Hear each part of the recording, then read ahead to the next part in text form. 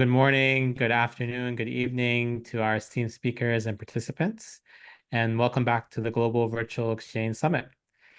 My name is Younus Mirza, and I'm honored to be your moderator for this panel discussion today. Today, we have an exceptional lineup of experts joining us to explore virtual exchange on sustainability. We have 4 speakers in this panel, and they are from diverse backgrounds.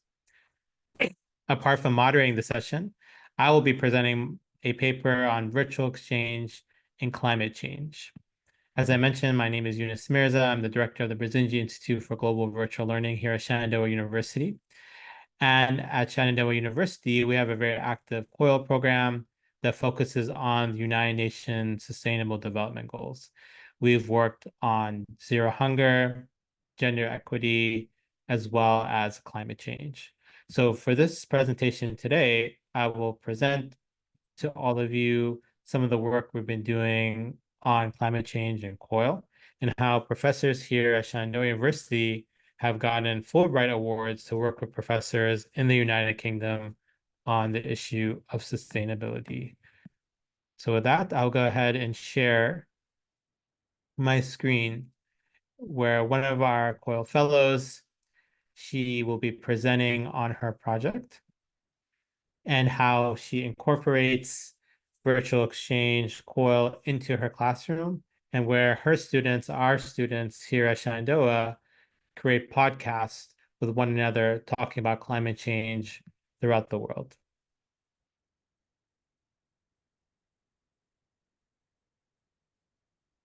Hi everyone, I'm Dr. Sammy Buzzard from Northumbria University in Newcastle in the UK, where I work as an assistant professor in the Department of Geography and Environmental Sciences. I also work as part of the wider UK research group, the Centre for Polar Observation and Modelling. I'd like to thank Younus for inviting me to be on the panel today, and send my apologies that I can't be there with you in person, as it's unfortunately the middle of the night over here, but hopefully this video will be useful to you, and I'm obviously happy to take any questions via email afterwards if you would like to get in touch about anything I talk about today. So this picture shows my normal day job when I'm not being an assistant professor for my students. I'm a polar researcher, so I'm fortunate enough to work in beautiful environments like this. This is Greenland when we've been out working on the glacier all day and we're hurrying to get off the glacier because the sun was going down very fast and it's not a very pleasant place to be overnight. But one of the things about working in these beautiful environments is we can also see how quickly they are changing and melting as our climate changes. And that's one of the motivations for the teaching side of the work that I'm going to talk to you about today. So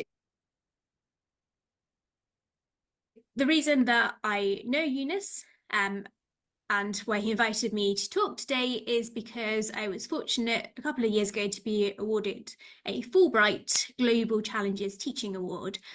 So I'm sure many of you are familiar with Fulbright in terms of them funding exchanges for research and teaching between the US and other countries. But this is a slightly new thing for Fulbright. This is their first Global Challenges Teaching Award, and it was run through the US-UK Fulbright Commission. So there were 6 of us who received this award, 3 of us in the UK and 3 in the US. And the award was over 3 different global challenges topics. So there was climate change, which is of course where I came in, but also racial justice and pandemics.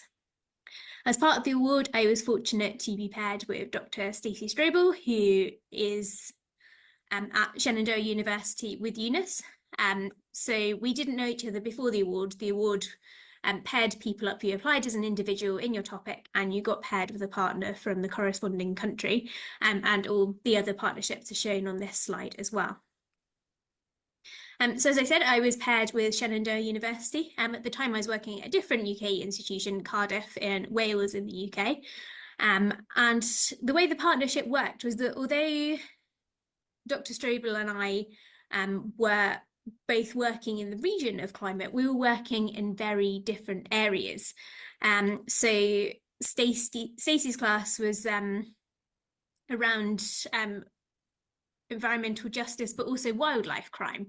So there was a whole section of her course that wasn't really related to climate, but she was teaching the kind of things in terms of climate that my students, I wasn't able to teach them, because my background is, I'm actually a mathematician by training, and I'm now working in physical geography. So I can teach my students all about the processes that are causing climate change and how the atmosphere is changing and our oceans are changing. But when it comes to the big questions like, well, who's caused this? Whose fault is it? How do we deal with it? I can't answer those topics, whereas Stacey's class was kind of the opposite, that they can talk about kind of legislation and the human aspect of things, but less so the physical aspect of things. So pairing those two classes together, even though it initially seemed like quite an intimidating challenge, was really very useful in terms of my students and hopefully Stacey's students as well. And so, as this is a conference on virtual exchange, I don't really need to tell you why virtual exchange. I'm sure you're all very versed in that. But in terms of my personal motivations for applying for this award, it was very much around not just giving my students the answers that they weren't getting from my class, because they were, a lot of them care very much about climate justice and responsibilities for climate change and how we have equity in dealing with this problem. So I wanted to give them experience that would help them to think more about these questions. But also at the time of this award, the students that were due to take my class were those who were probably most affected by the COVID pandemic. So they'd had their key university years mostly online, had very much lost out on a lot of those experiences and the chances for travel abroad or physical exchange programs that just weren't happening. So I really wanted to do something for that year group especially. This picture here shows kind of one of the outcomes of why I think this was so great, because this was taken at a conference that at the Bazinji Institute that Younus heads up at Shenandoah last year, where I was invited to come and speak. And these are some of the various people that have partnered with Shenandoah on virtual exchanges. So I thought that was wonderful to see so many people from so many different backgrounds in one place to talk about how they've benefited from this. More specifically, why I wanted to do a virtual exchange for climate change, I've kind of hinted to there. And that's around climate justice. So often those who are least responsible for the climate change we're experiencing are those who suffer the most. So whether that goes from the inequality in the response to Hurricane Katrina in the US, response to both different socioeconomic backgrounds and different racial backgrounds was obviously not equal. We can still see that in New Orleans today. But also in nations who are less financially able to deal with disasters. So, for example, flooding in the smaller Pacific Island nations. They have not caused this climate crisis, but they're the ones who are very much experiencing it the most. So how did that work out, that we had to get these ideas of climate justice, but also physical climate change into one class? As I said, we paired Stacey's environmental law class with my physical climate change class. And instead of completely changing up the classes, because I said there were parts of each of them that we needed to teach that maybe weren't so relevant for the exchange partners, we picked some key points along the class timeline where we thought we could bring them together. So the first thing we did was we had a carbon footprint calculation. So the students met up online and worked out their carbon footprints and compared why they might be different depending on their different lifestyles and also their different nationalities. We had to be very careful here, because it turned out, and we knew this because Stacey and I worked out our own carbon footprints before doing this, so it seemed only fair, but also just knowing about each other's institutions. For example, most of my students can walk to university in Cardiff, whereas in Shenandoah, a lot of the students had to drive just by the nature of where they lived. And so we knew these things were going to be unequal, and we'd have to tackle them carefully. But we thought that made a good point for an icebreaker and to start talking about these issues of climate justice. We then made the most of the fact that our students had different backgrounds and knew different things. So we created some teaching each other activities. So my students took different topics of physical climate change. So for example, some of them focused on the polar regions, how the oceans were changing, how the atmosphere is changing. And Stacey's students taught us about different parts of legislation. I learned about atmospheric pollution, because I learned from this as well. And I think Stacey would say the same, that we weren't just teaching each other's classes, we were teaching each other as educators, which was wonderful. But that gave our students a chance to learn a little bit about each other's backgrounds and have their questions answered. And then finally, we paired our assessment. So the students created podcasts in mixed groups. So there were students from both Shenandoah and Cardiff in each groups, and they were given a location to create a podcast about. So they were creating a podcast about how climate change is affecting that location, and having the students from different disciplines meant that they could pool all of their shared knowledge and tell us exactly about what was happening in these different places. So this is showing how that happened in practice. So this is my class in Cardiff, and Stacey's class are online on Zoom during our teaching each other activity. And we were fortunate that we only had a 5-hour time difference because Shenandoah is the East Coast. But it did mean some later evenings and early mornings for the classes, but nothing too horrific. You can also see there that my class is quite big. Stacey's class was maybe a quarter of that size. So we made the virtual exchange opt-in for my students, which I think was really nice that those who were really keen to have that experience could take part, but those who didn't feel that it was for them would still do the same assessments, but just in Cardiff-only groups. I have a nice quote here from one of my students, and I'll just read it out to you here. They said, "It was motivating and not just another assignment that no one will ever read. It was an international task that was shared with your peers and students in another university, and if you're lucky, the climate envoy of the United States of America."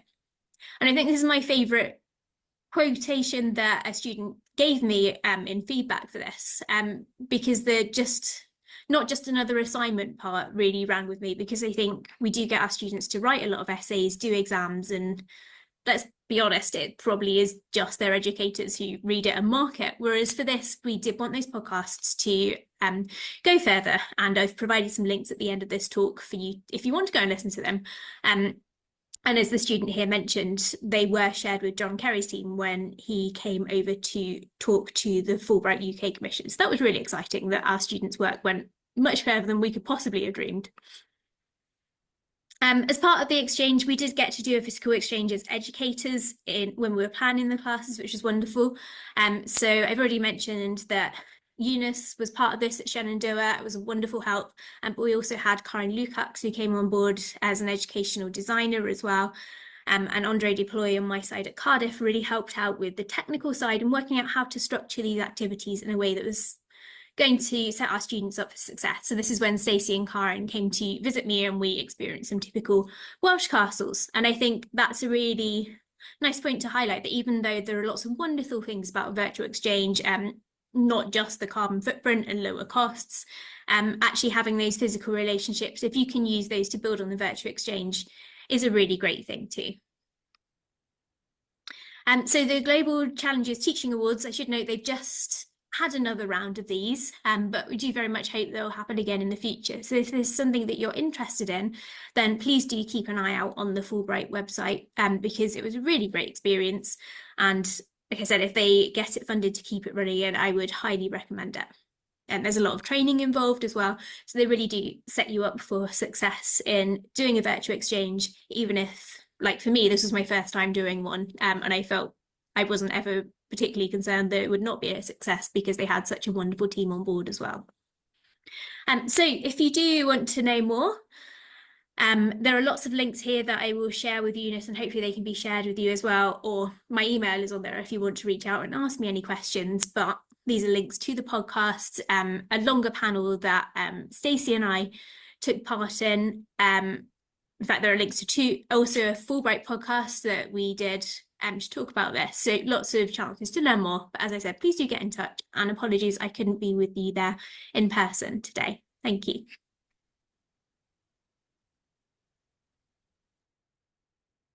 So thanks so much to Sammy Buzzard, who was speaking from the United Kingdom. Unfortunately, she wasn't able to make it here synchronously, but she left this video, and I'll make sure to share those links that she talked about in the chat.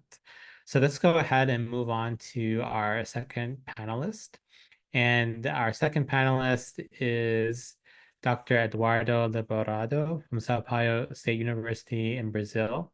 We're looking very much to hearing your presentation, and please take it away. Thank you so much. Can you see my screen? Is it okay? Are you hearing me well? So yeah, the phone. Yes. Oh, perfect, great, thank you. And so nice to meet you all. Hello, everybody. So my name is Eduardo, and I'm going to present the work role and playing negotiation games, a key tool for virtual exchange on sustainability. So for this quick presentation, oh, sorry. Let me change these slides here. Yeah, okay, great. So for this quick presentation, I prepared this agenda. So gonna talk quickly about the background of this virtual exchange project, the methodology we use it, and some of the results, the outcomes, and finally the conclusions. So about the background, global issues like climate crisis and social sustainability requires multidisciplinary task forces to work on with. And the members of these task forces usually have conflictual interests. So negotiation is a very critical task, a soft skill that should be addressed in all education levels for preparing future professionals to integrate these task forces. It's a soft skill that, irrespectively of the major of the career, the people should learn to have. So in order to work on with this, to tackle these conflicts, these issues. So in order to work with the soft skills with the students, we developed a virtual exchange project focused on sustainability, energy, and society. So we addressed these four SDGs that I put in this slide. So SDG number 4, 7, 11, and 13. So it's related to. So they are all correlated, of course.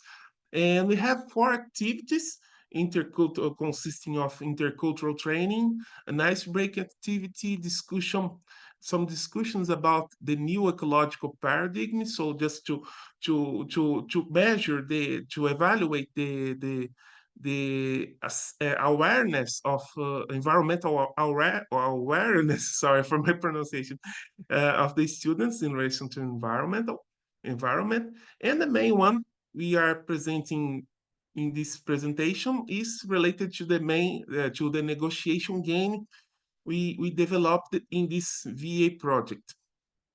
The game we developed is based on some negotiation games from Harvard, University of Harvard, and the game consists on simulating a task force. And the goal of this task force is to define and concur with a set of recommendations about an offshore wind farm project to be approved or not approved by the task force leader. So as you can see, the task force is composed by eight members. So they have representatives from the government, private stakeholders, and also members from the local community that will on where this wind farm is supposed to be built.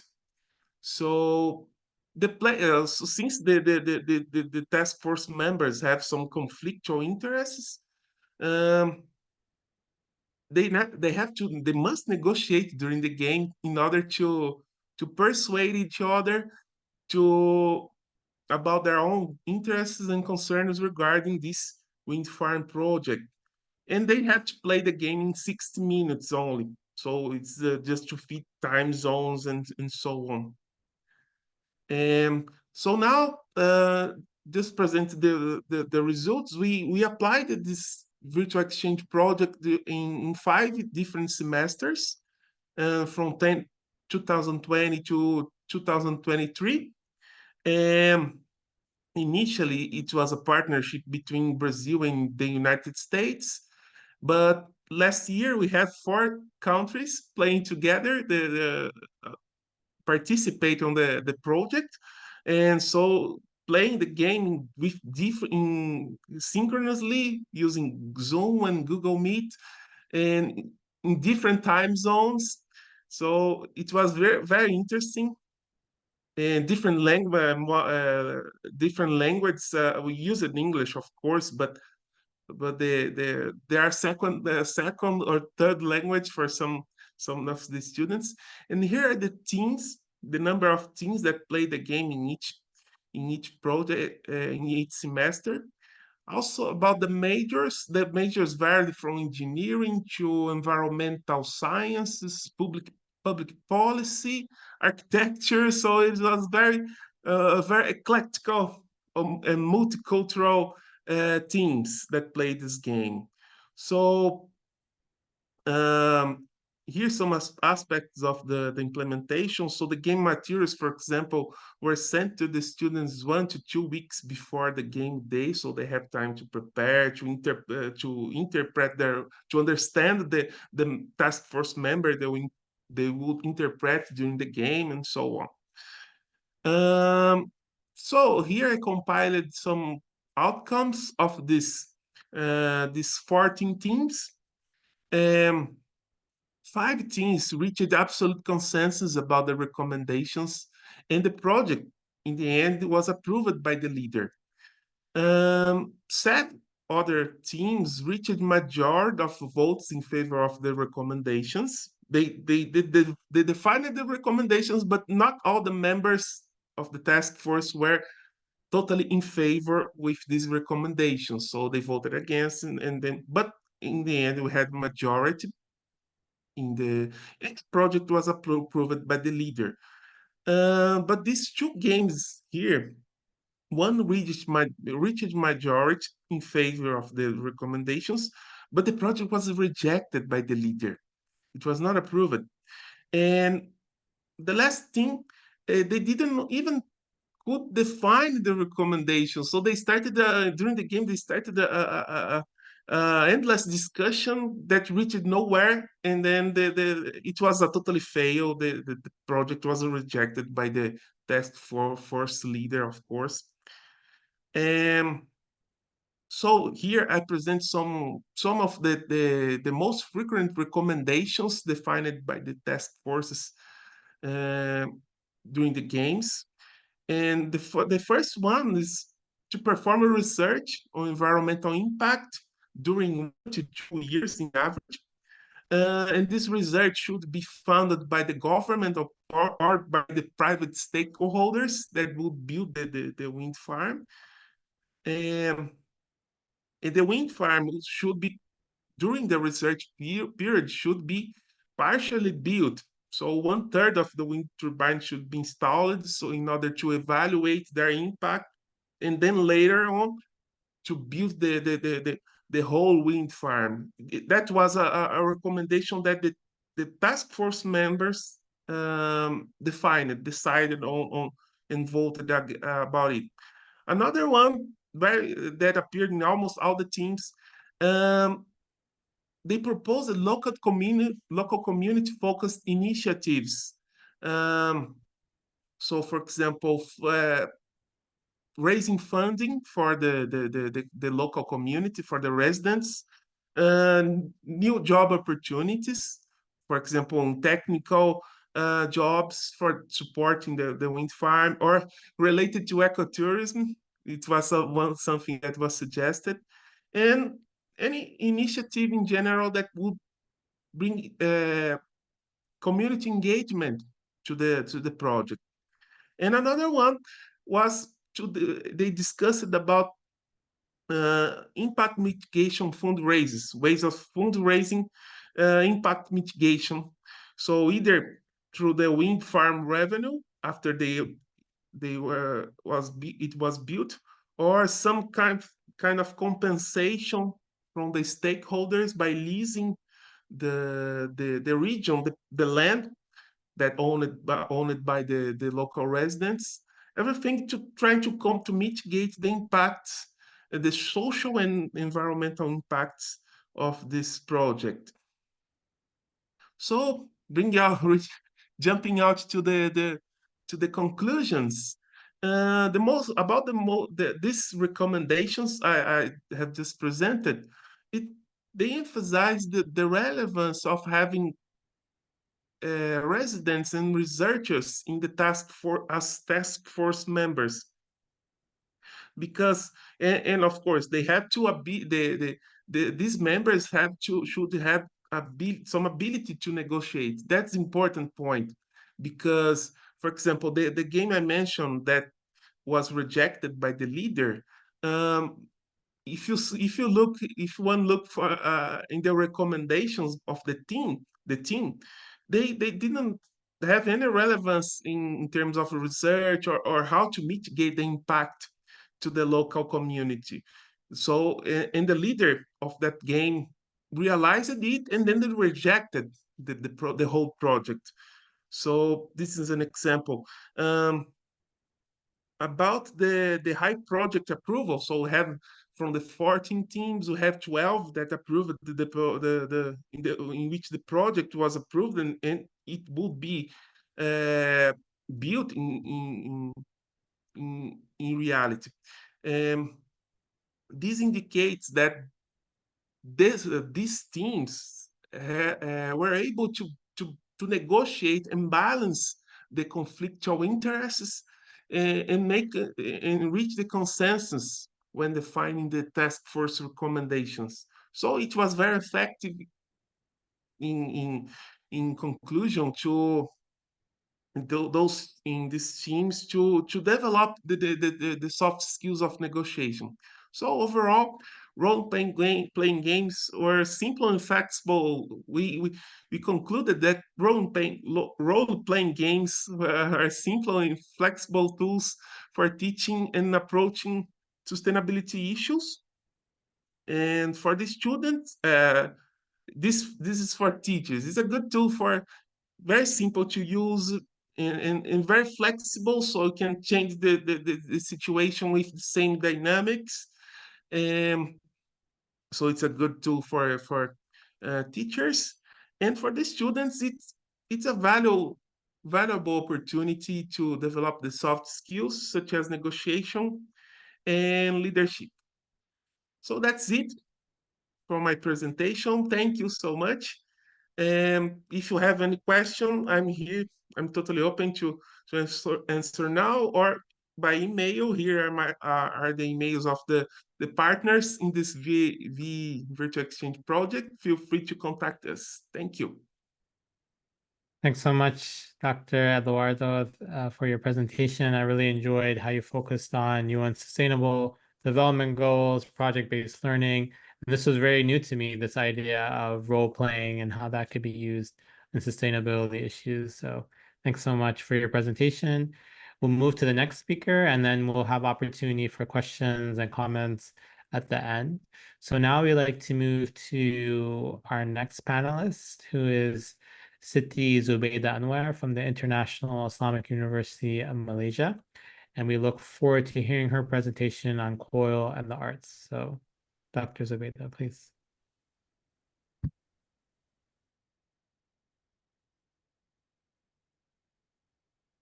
I think you might be muted, Dr. ZUBAIDAH.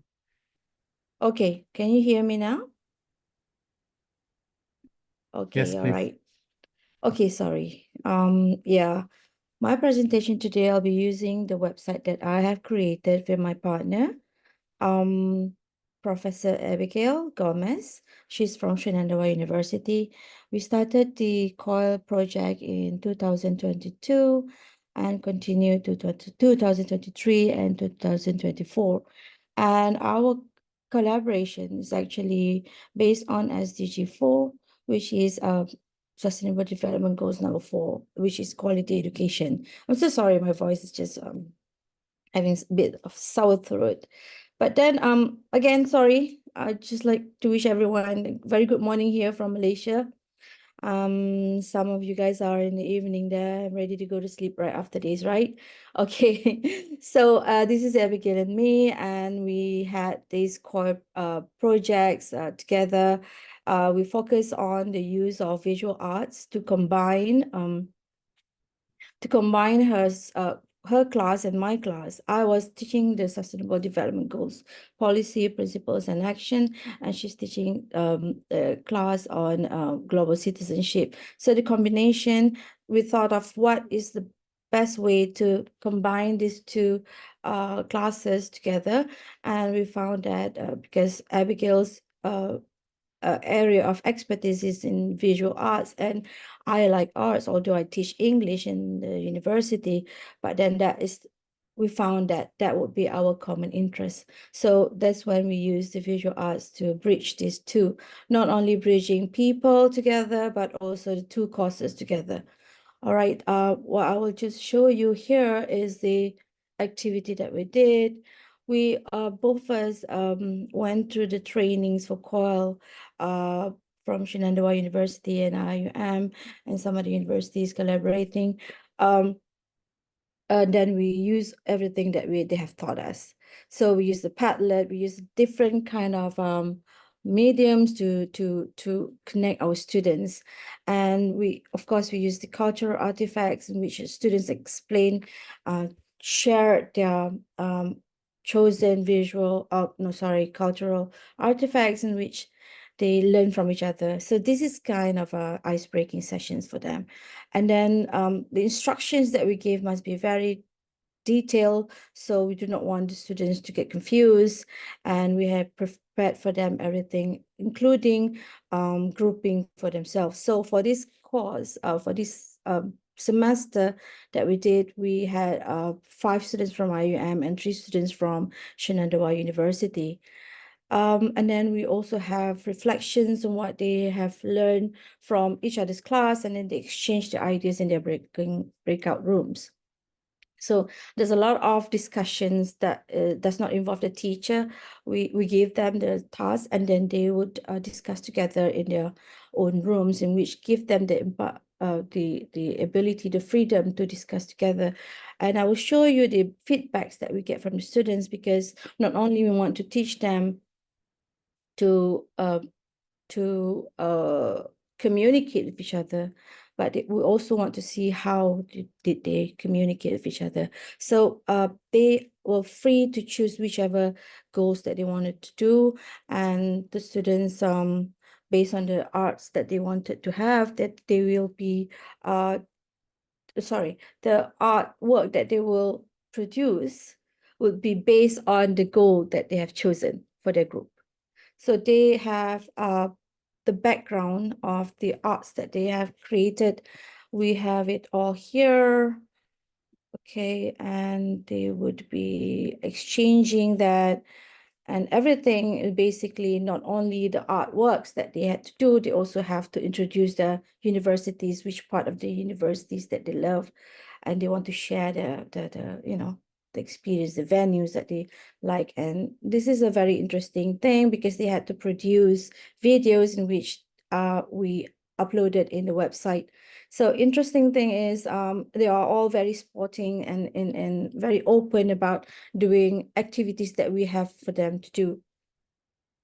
And then this is the assignment. So sample assignments, we give them the instruction very clearly, so they will not have any confusion at the end. Not only that they have to produce the artwork, but they also need to write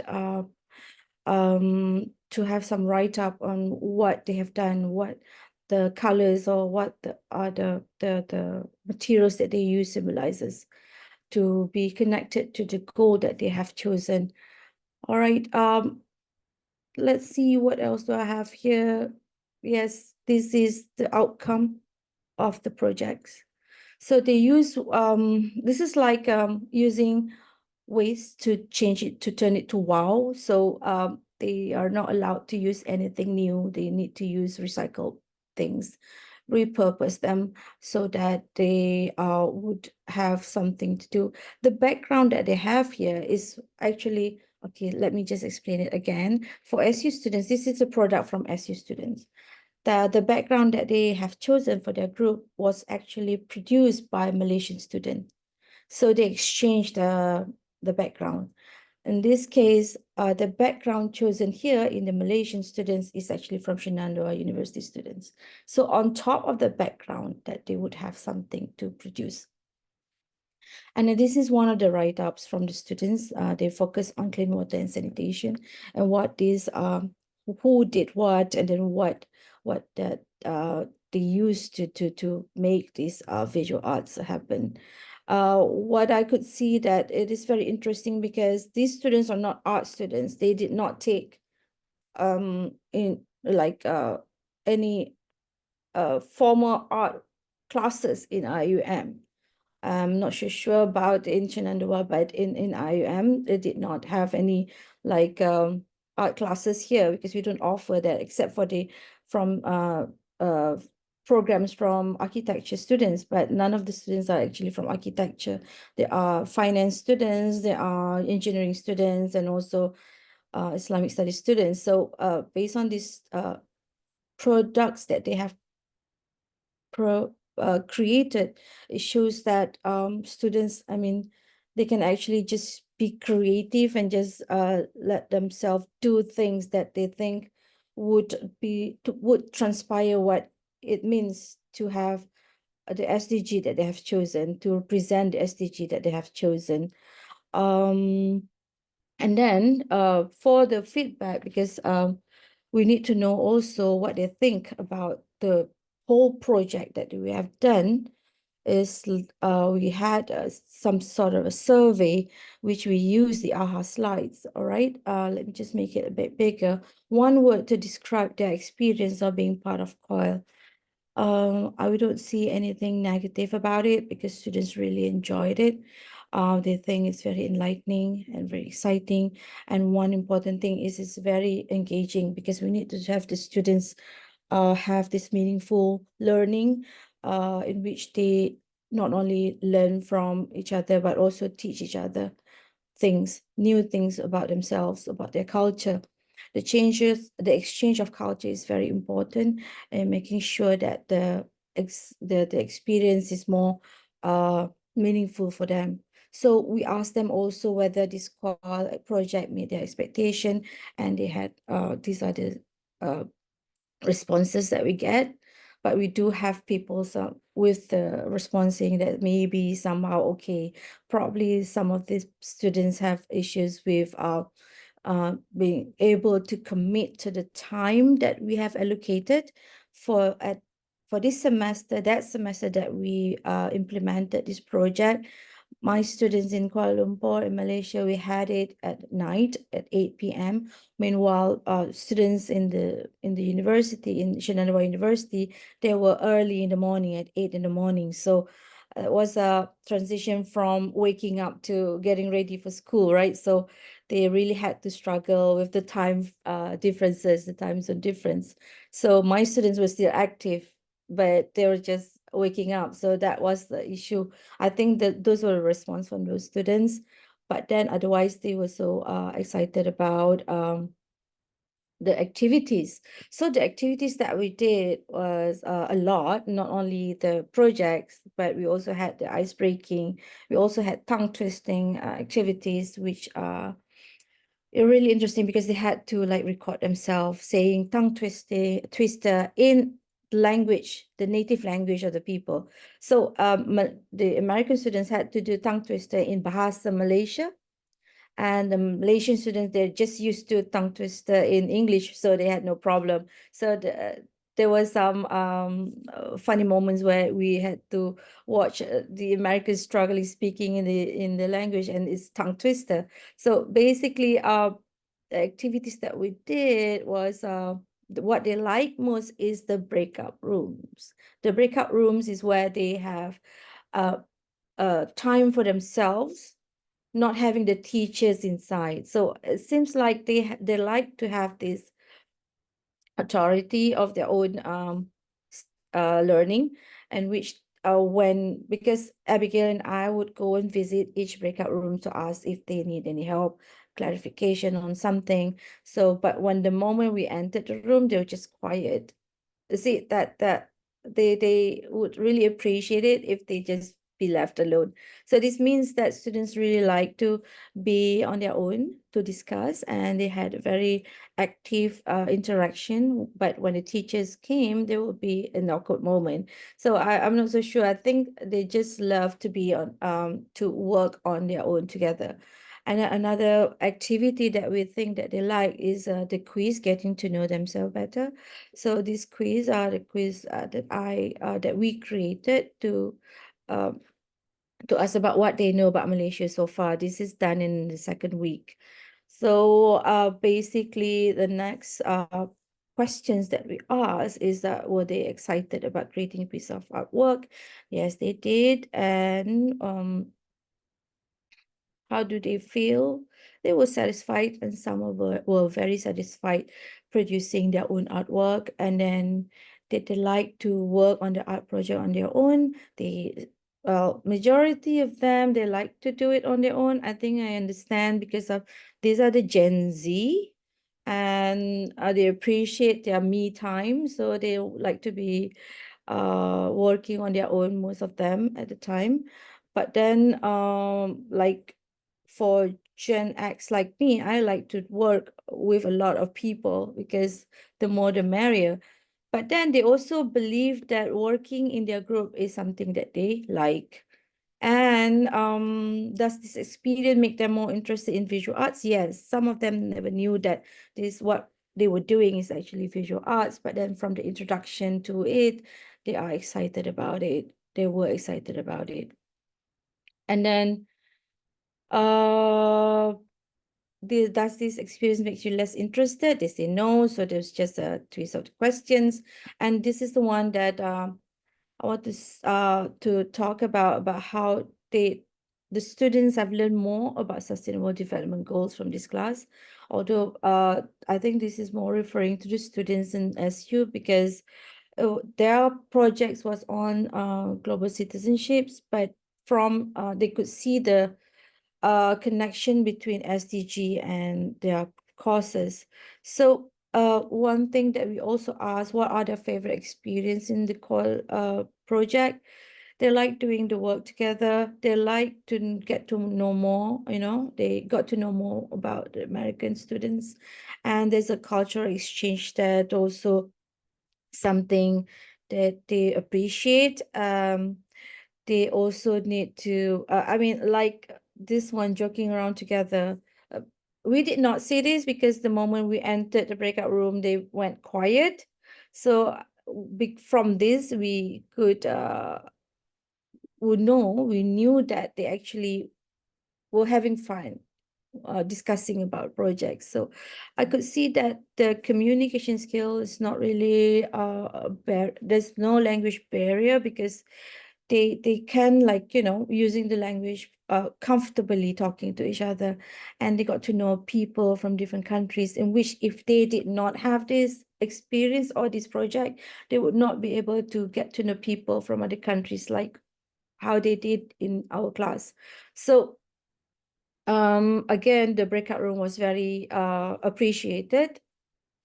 From this one, the favorite experience during the icebreaking session was to get to know their classmates, and also sharing memories together is something that we were glad that we were able to give them the platform to do that. Yep. So basically, what we have here is something that is not only beneficial for the students, but also beneficial for Abigail and I, because from the feedbacks and all, from the feedback that we got from the students, yeah, so this is like the team, describe your team. Anyway, from the feedback that we got, we just cannot stop with just 2 classes. Now we are working on an event that is going to happen this month. Actually, next month, has started since this month. That we're going to have this project, which is sponsored by UNESCO Malaysia, for us to have another project which covers a bigger community, not only in the classroom. So this shows that something that we have done in the classroom can be brought outside our classroom and can involve more students. We are also collaborating with other public universities in Malaysia, and then in an NGO in America. So we have participants already for us to start on the 9th of, no, on the 7th. I got confused with the dates. 7th and 8th of September. 7th would be American time, and Malaysian time is on the 8th, because it's just confusing with the dates, but now we got it sorted out. So these are the participants who will be joining our next project, and we hope to see more to join, because it's going to happen. And it's just, as I said, Abby and I will agree that we are just addicted to core activities, and we want to do more. We will not stop here. So that's it for my presentation. If you have any question, I All right, do. wonderful. Thanks so Oh, much, Dr. I did not Zubaida. read that just now, sorry. Okay. Thanks so much for your presentation. Very unique, especially on the coil and the arts.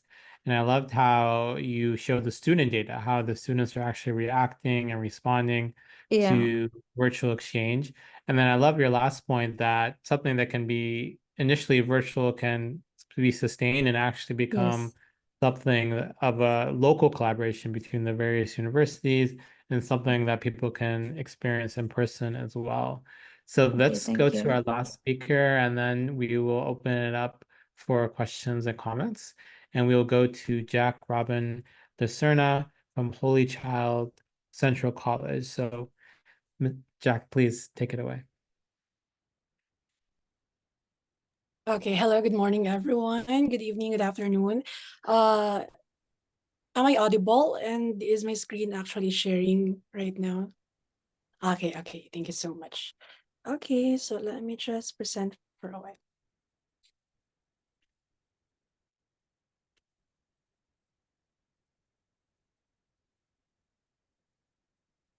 Okay, all right.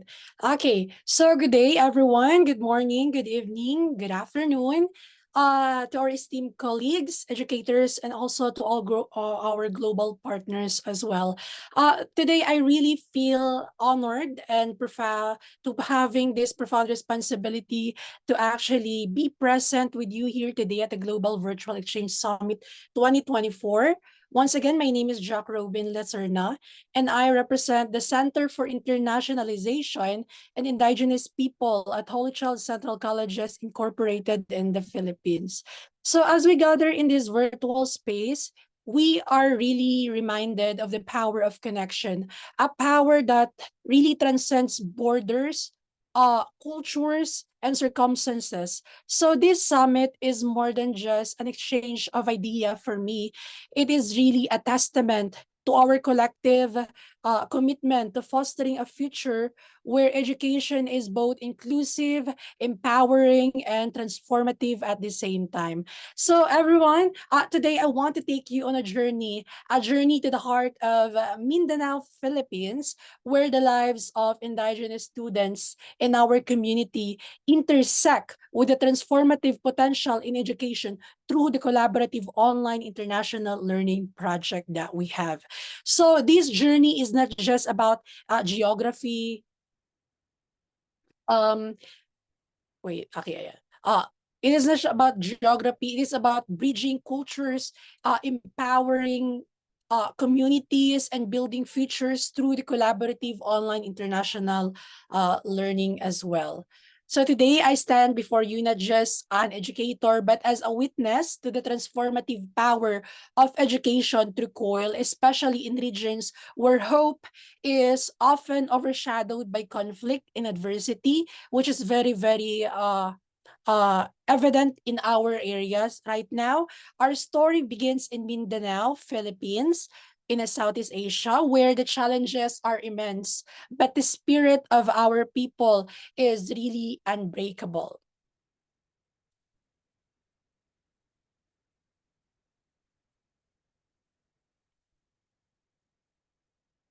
Okay, let me just Yeah. A further review and short background of where we came from. Mindanao is a region rich in culture and history, has long been marred by armed conflicts ever since, and systematic marginalization and even deep-rooted discrimination to the indigenous community in our area.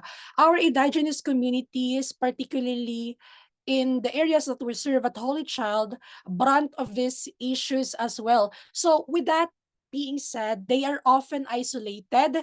They are being having to be voiceless and left with actually limited access to quality education. So for too many of our children, our students in this area, the path to learning is really blocked by poverty, violence, and lack of resources. So these are not just obstacles. We see them as barriers, a very big barriers to their dreams and aspiration in our area. Okay, here.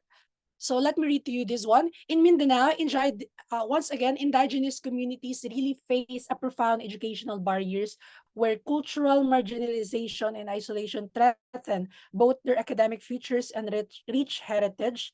Today, I want us to explore how COIL can break these barriers, empowering indigenous students by integrating their culture into global education and ensuring their voices are heard and future is safeguarded through the virtual exchange that we are having in the COIL programs that we have. So I would like you all to really imagine a young child, let's say a young child or a dedicated student eager to learn, but their classroom is considered to be a conflict zone.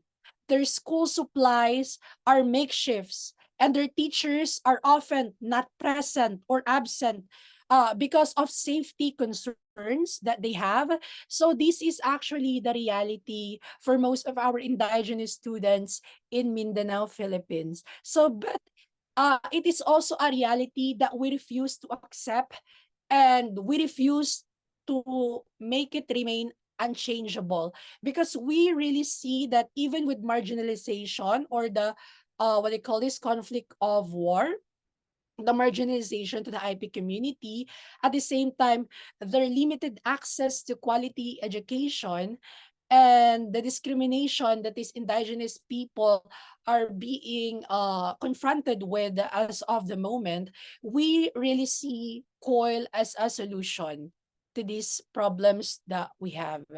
So in response to these challenges, the Holy Child Central Colleges Incorporated, in partnership, of course, with our higher education or the Commission on Higher Education through the International Affairs or CHED IAS, we have been able to embrace a groundbreaking approach on our collaborative online international learning, or COIL. So through COIL, we have built virtual bridges connecting our students from Mindanao to the other side of the world, exchanging their culture with the other, let's say, other students who also have a rich and deep-rooted culture on their own.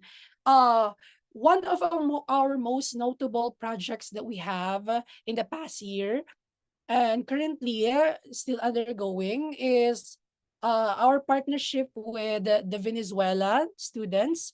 This program is more than just an educational exchange. It is really a lifeline. We consider this really a beacon of hope for our students as well, and a testament to the power of technology in breaking down these barriers that are existing in our educational system.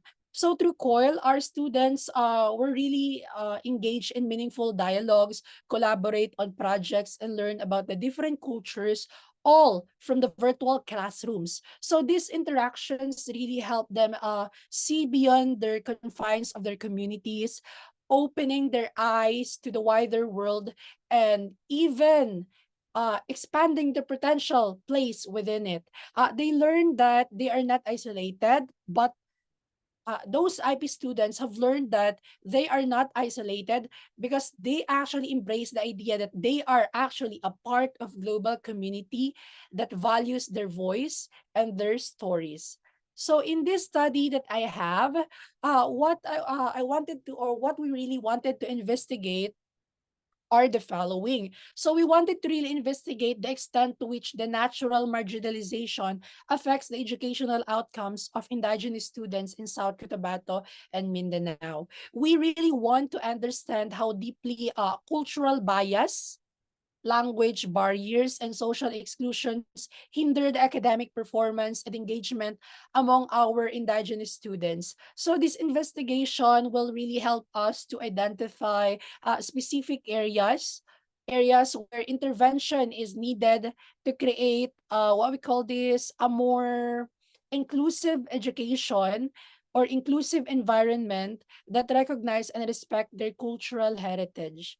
So number two is we wanted to assess the impact of geographic isolation and socioeconomic challenges and the accessibility and quality of education for our indigenous communities in Mindanao. As I have said earlier, many of our students came from remote areas with limited access to school supplies, resources, digital technology. So by studying these factors, really, we seek to measure how distance, how poverty, and how lack of infrastructure affect educational opportunities. Our goal is to develop targeted strategies that overcome these physical and economic barriers that they are currently experiencing, ensuring that education reaches even the most isolated communities in our areas. So number three is that we also wanted to evaluate the effectiveness of collaborative online international learning programs in providing a culturally responsive education in preserving the indigenous heritage among students in Mindanao and Venezuela as well. So we are not just here for educating, we are safeguarding the culture.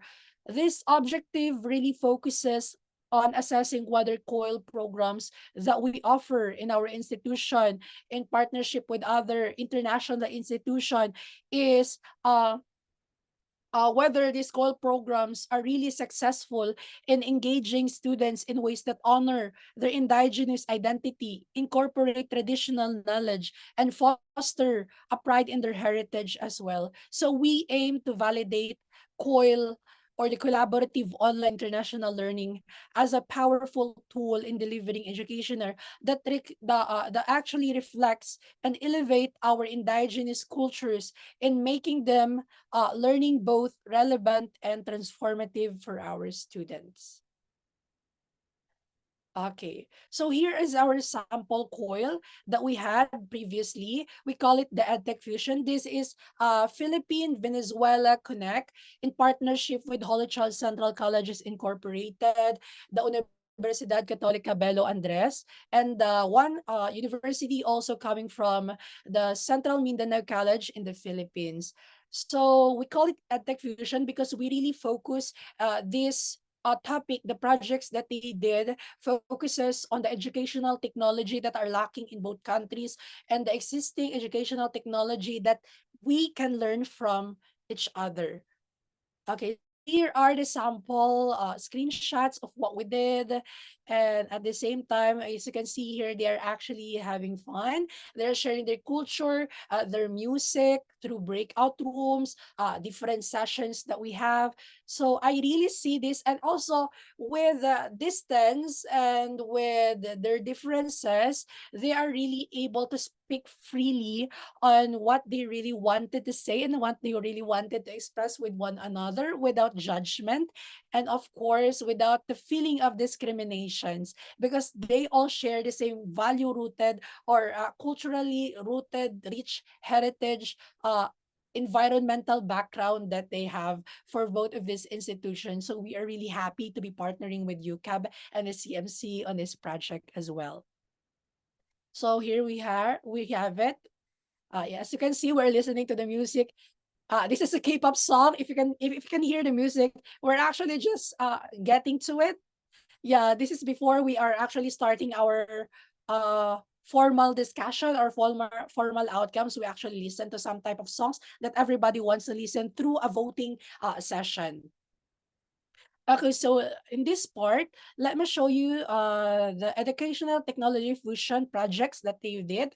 Their project is mainly aligned with creating a website as an educational technology. So here we have it. This is the first one from the group one. So they really created their own website containing everything that they have learned from this communication, from this virtual exchange, excuse me, for all also at the same time the content that they have learned. As you can see, we have here the content that they have. You can actually scroll here. I can share this on the chat box later on after my part. Also, we also have here the second group, if I may just share. So this is also the website that created. We focuses on SGD4, SGD9, and actually this, oh yeah. So if you can scroll through it, we can really see that the website is really full of ideas, even backed up with real datas and statistics. So the students are really good when it comes to research, which is really appreciate during this COIL projects that we have. So I'm going to show the last one before I proceed. The Fusion 3, this is another website that they did. So it has a lot of comparative analysis, their sharing of ideas, the technologies that exist in their institution, and the technologies that they wish to exist in their areas as well. So let me proceed. All right. Okay, so let me just share to you a quick snippet of our COIL previous activity.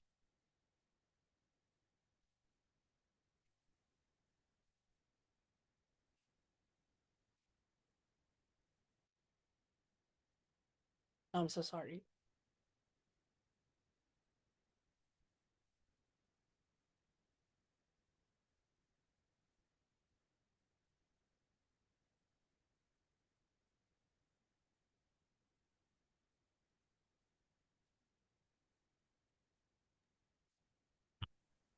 And learn together.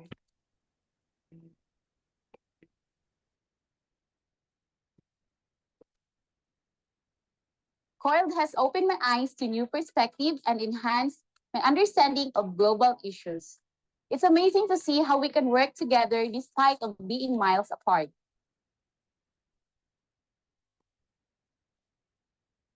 At Holy Child Central Colleges Incorporated, we are committed to inclusive education, ensuring that every student, regardless of background, has access to quality learning opportunities and extracurricular activities.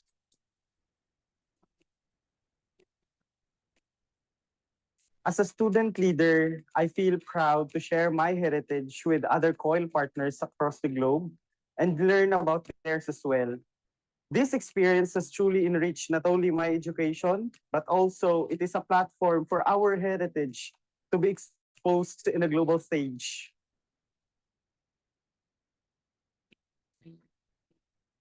Aligning with the United Nations Sustainable Development Goals, Holy Child Central Colleges Incorporated focuses on SDGs that each collaborative online international learning project can be aligned to.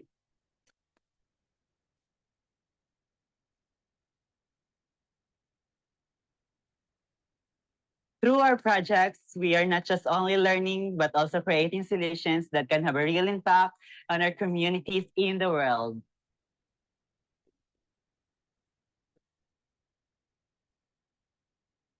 Okay, so that was a quick snippet, but I can also share the link for the full video that we have from our, because we actually create a promotional video to really promote and expand the learnings or the knowledge about the positive impact of collaborative online international learning to higher education institutions. So in Holy Child Central Colleges Incorporated, our way of moving forward through the COIL in uplifting our indigenous community and mostly our indigenous students demographic is to expose them first, exposures, also at the same time exposures to different activities that really enhances and bring their cultural prowess into the stage or international stage as well. And at the same time, we also invested to innovations, providing different innovative technologies to reach the far-flung communities that we have. At the same time, we also provided collaboration or partnership with other institutions so that we could really expand the knowledge about the indigenous people or the indigenous students that we have in our school. And at the same time, the continuous promotion, because this is the only thing that we can do is to promote them through global virtual exchange. Also at the same time, to have them be exposed in the global stage and have their heritage, their cultural history be really known worldwide and not be marginalized. So for our call to action, as we move forward, I really urge all everyone, our educators, really the policymakers, and our really advocates to really join us in this mission. We really emphasize on supporting programs like COIL. We have to really invest in technologies that bring education to the most remote corners of the world. Stand with us in our commitment to actually ensuring that every child, every student, no matter where they are, has the chance to really learn and thrive in educational environment, even in global stage. So recently, as you can see here, I sought really the opinion face-to-face of the tourism officer from one of the key communities we serve in at Mindanao. And this is his response to COIL. So he says that COIL really offers a transformative way to overcome educational barriers in Mindanao, empowering indigenous students by connecting their heritage with global education. It really helps to bridge cultural divides, enhancing both the academic success and cultural pride of our students. So his words really resonate deeply, especially knowing that our community and local government, all the LGU unit, are really willing to support our projects at the school. So this kind of partnership that we have makes our work not just possible, but profoundly rewarding for us. When the community really stands behind us in this project that we are doing, we considered it as not just a project, but really a shared vision for a better future for our students as well, and all the partners that we are going to be partnering up or pairing up or collaborating with in our future plans with. Wonderful. That's great. So thanks so much, Mr. Jack, for your presentation. And I love the idea of COIL and virtual exchange, uplifting marginalized voices and giving Indigenous people an avenue to connect with the world. And I think it fits really nicely with the rest of the presentations that talk about project-based learning, UN Sustainable Development Goal, as well as role playing. So we very much appreciate your presentation. And we have a couple of minutes, 6 minutes or so for comments and questions. So we'll now open the floor. Please feel free to share your questions. If you'd like to ask your question directly to an audience member or a panelist, you are welcome to do that. Alternatively, you can type your question in the chat and I'll ensure our panelists address them. And I would like to invite the participant to ask any initial questions from the chat. If we don't have any questions from the chat, then we can have the panelists speak to one another and ask questions to each other. All right, so let's go ahead and begin. So once again, you're invited to participate in the chat, or you're welcome to unmute yourself and ask a question to a panelist.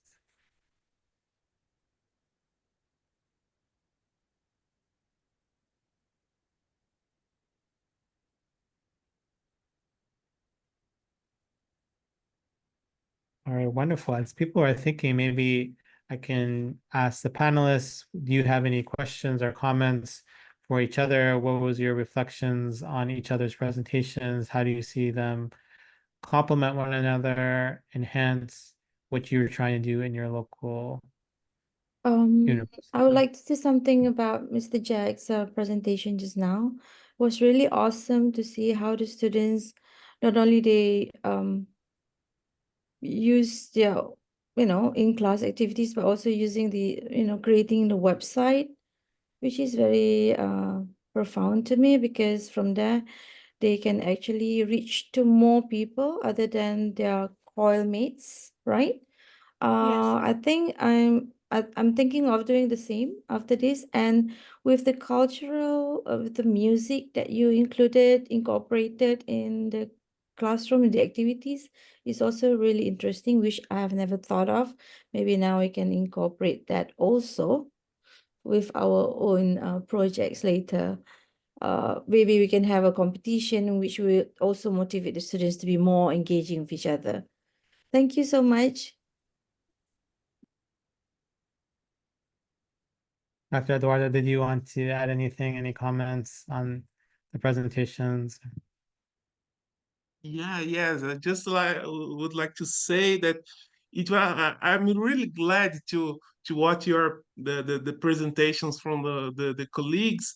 One sentence that grabbed my attention was the first one that I'm sorry, I missed the name of the presenter, and that was the student said that, oh, it's just not another paper that no one ever would read, and these tools I saw you using, like for example the podcasts and websites. I believe that's the way now it should be perform it with the students. It's way more engaging for the students. They are quite familiar with that kind of tools. So I learned a lot today. So I'm really thankful for being here with you all today. Thank you so much. Thanks so much for your comments and reflections. So, yes, please. Yes, I do actually have a really short question. First of all, I want to think that all the presentations are really nice, like they're brilliant. But I also have a question about the role play game. I'm not sure if I missed that, but because we are from the Hong Kong Baptist University. We are a center of the Virtual Exchange Center, and we run COIL and all different virtual exchange programs with university worldwide. I'm just um um well we think the idea of a tool on virtual exchange on sustainability is really nice and is so great. I'm slightly wondering, will it be, because we will be connecting with university and students from different time zones, would that be any of a concern? And if yes, I'm just thinking how can we use it in practical in our setting that we exchange with like the time zone issue. Oh, okay, thank you. Yes, we have chosen, since we have different time zones, we chose the a day that would be everyone would be available. That would be Saturday. So yes, so Saturday, okay, it's a day off. At some countries they indeed have classes, so it was the only day that would work for everyone. And the materials we have, the PDF, the games, the materials are just PDF files with texts in English, so it would be accessible to everyone.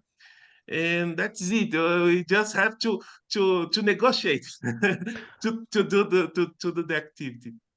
I see.